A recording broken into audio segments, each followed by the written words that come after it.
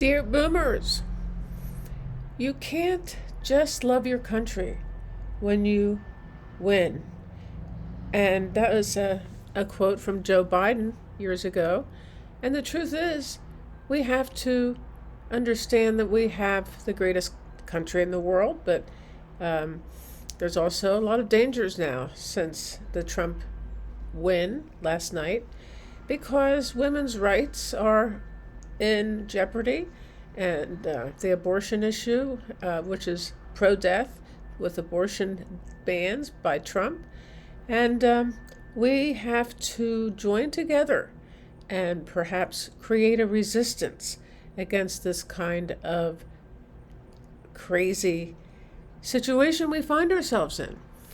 Um, I have no idea what happened because it seems like, with everything pointing to all the crowds, the exit polls, the women, the Hispanic joke at the Madison Square Gardens, you would have thought we did have the momentum on our side. But this is the past. You know, to be honest with you, there have been many times in American history, where our leaders have stepped up when things were looking very bleak, with John Lewis and his Selma marches, the marches for civil rights, and Martin Luther King, these people were saints, really. And so we have to not become weak in the face of this kind of assault, which is what is possible. I don't have any desire to align myself with an authoritarian regime, and I know many, many others who will not. Um, and the reason we will not is because America does not stand for authoritarianism. However, the whole world, all of the leaders, all of the countries are leaning towards authoritarianism. And we have to face these facts. We have to, in order to meet the moment with resilience and strength, we have to face the facts. And we have to do so with a lack of denial about what could happen. But I believe what can happen is that we join together in a spirit of unconditional love to help each other, because and help our neighbors if something happens to any of us in my sphere of influence. We reach out and we help them. Um, we have to show pride in difficult times, like our veterans have, to go to war, or responders. I was a first responder for 40 years, especially with babies, or if anybody would collapse anywhere, I would make sure that they would live, even though they may not have wanted to. I'm just kidding, but babies always want to, and I have saved quite a few babies in my life. Activists, teachers. Teachers are on the front line of helping their students understand what they need to understand and to be educated. However, there is a problem with people not grasping what democracy is. With the people I was with last night, it does sort of boil down to a need to educate people about democracy. I have written about that, and I have done a few videos on that topic. What does democracy represent? And those of us who believe in the foundations of the Constitution, the rule of law, we have to stick together on these issues and work together. Midas Touch is a pro democracy channel, and I love the way that Adam Mockler has presented these challenges that we all face. And today's his first video of the day. I think he's 21 years of age.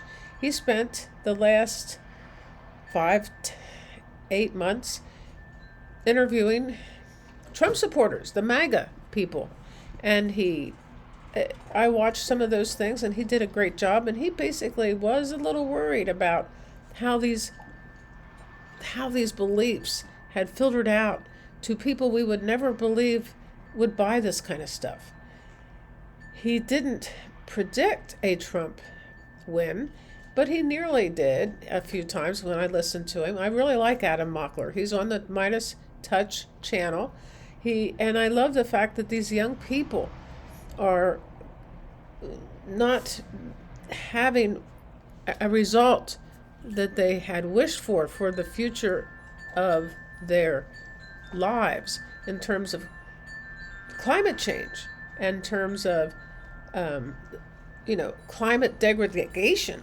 And we will experience more of a climate crisis because of the lack of respect for the climate, as Donald Trump has. We have to understand it's the young people. People will not be choosing to have babies anymore because of the risks involved. It's like a crapshoot. You get pregnant and you sort of hope to God that you get through it without any complications.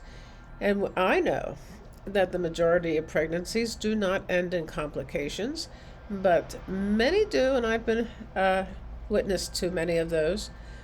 We used to have a separate wing of our hospital where I once worked.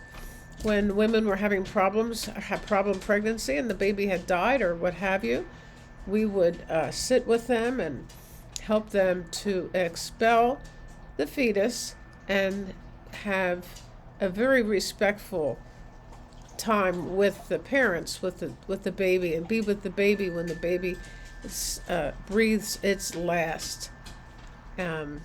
Very sacred moments.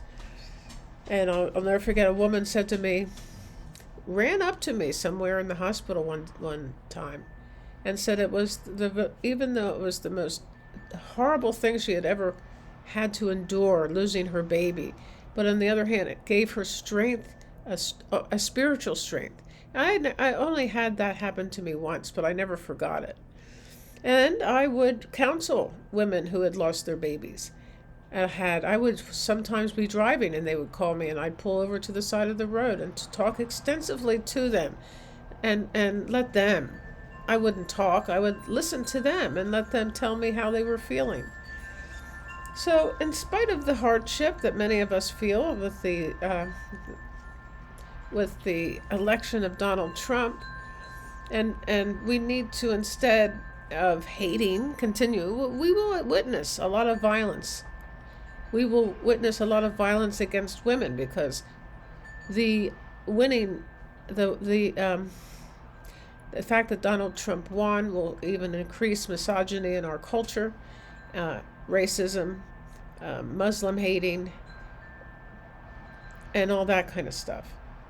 So natural disasters, for instance, bring people together regardless of party or what you believe, and also economic hardship brings people together. So we have to look at what brings us together instead of what tears us apart.